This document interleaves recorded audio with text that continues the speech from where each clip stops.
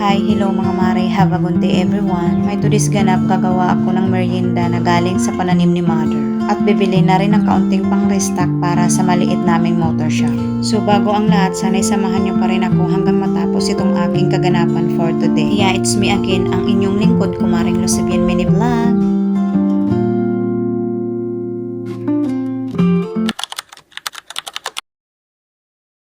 May kasabihan nga tayo na kapag may itinanim, syempre may aanihin. At totoo naman iyon mga mare dahil itong gagawin kong kamotikyo ay galing sa pananim ni mother. Nagtanim siya ng kamote sa likod ng bahay namin. Masipag at mahilig talaga ang mother ko magtanim lalo na kapag mayroon rin siyang nakukuhang good benefit. Which is yung may income siya at napagkukuhanan namin like nakakapaggulay. At ito yung kamote na gagawin kong kamotikyo for merienda. At ayan, binabalatan na nga natin itong mga kamote at nilagyan ko lang ng tubig ang paglalagyan ko ng binalatan para hindi ito mangitim. May dalawa nga tayo dito, ang isa ay watcher.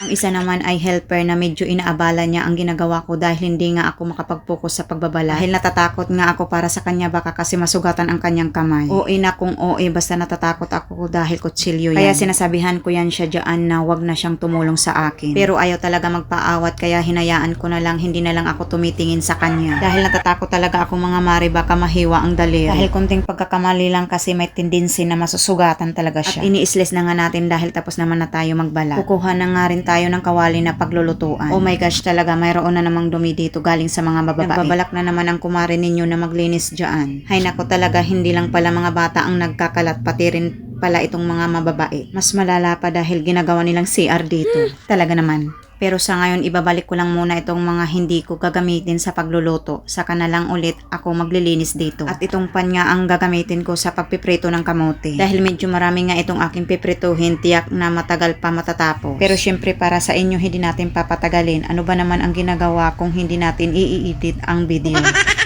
Sa tingin nyo mga mare, tama nga bang itong pagluluto ko ng kamotikyo?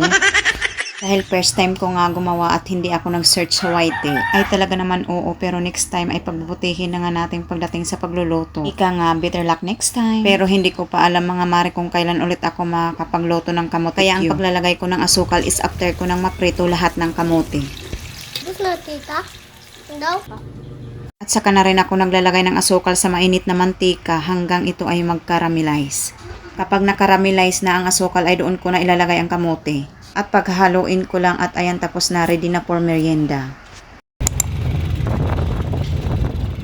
Dahil iilan na nga lang ang aking panindang oil para sa motor shop, pumunta ako ng city para bumili ng pang-restock. At dito nakasakay na nga ako sa tricycle papuntang terminal. At babiyahe na rin pa uwi. 2 gulong nga lang ang nabili ko dahil naubusan na ng stock ang binibilhan ko. Next time na lang ulit ako bibili ng pang-restock kapag nakaipon na pambili ng gulong. Fast forward mga mare, dahil nandito na nga tayo sa bahay. Heto, bago ko i-display yung mga pinamili ko, lilinisan ko na muna dito sa itaas ng estante. At pagkatapos ay agad ko na itong i-display ang mga pinamili ko at lalagyan ko na rin ng presyo. Maikwento ko lang mga mare, pagdating naman dito sa maliit naming negosyo, hindi araw-araw ay mayroong kita. Oo mga mare, kadalasan talaga zero, as in walang bin. Umaabot pa yan minsan ng 3 days zero at minsan sa isang araw mayroon mang pero isa lang.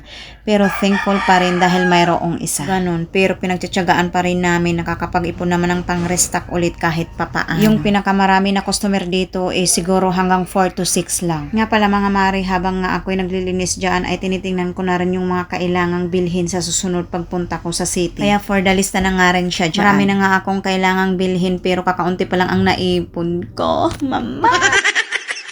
Hay, buhay nga pero naman. Pero kailangang lumaban sa hamon ng buhay. Kahit kakaunti pa lang ang naipon, madadagdagan pa naman yan. At kung ano na lang ang makakayang bilhin sa naipon first, ganun na lang ang mindset para hindi may stress. Dahil wala naman magagawa kung mahina ang bintahan. Pagdating naman kasi sa pagninegosyo, hindi naman araw-araw ay piyesta na maraming customer. Pero happy na ako niyan kapag mayroong 1 o 2 customer sa isang araw. Kapag zero naman wala, nga. Wither lang talaga. Dito na nga ako mag-aayos sa mga clutch and throttle cable. Sinisiparate ko lang itong 2 klaseng cable. At kunting punas na rin dahil ang kapal na ng alikabok sa mga plastic. At madali ang walis na rin sa stand. Marami na rin akong kailangang bilhin sa mga cable. Kamot sa ulo na lang muna kahit walang koto. Dahil kaunti pa lang ang budget, hindi pa makabili ng pang-restock. Dahil tapos ko na nga linisan ang mga ito. At ayun, for the balik na nga rin siya dyan sa mga cable. Itong 2 assistant ko lagi na lang nakabuntot sa akin. For the kalikot lang naman yan sila para dagdag linisin. Kidding aside mga mare, love ko ang mga yarn. O siya mga mare, dahil patapos na nga tayo heto, nagwawalis na nga ang kumare ninyo.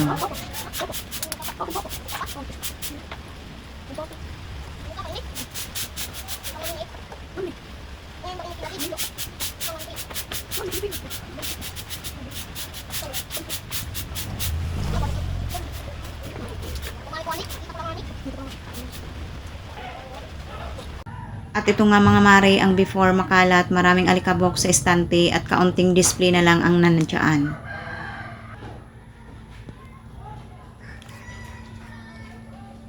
At ito naman mga mare ang after ng aking paglilinis at pag-a-arrange ng mga i-displaying paninda. At makikita nyo nga rin dyan sa gilid na medyo maliwalas na. Damo nga salamat mga marehan iyo pag-upod ha akon. Bye!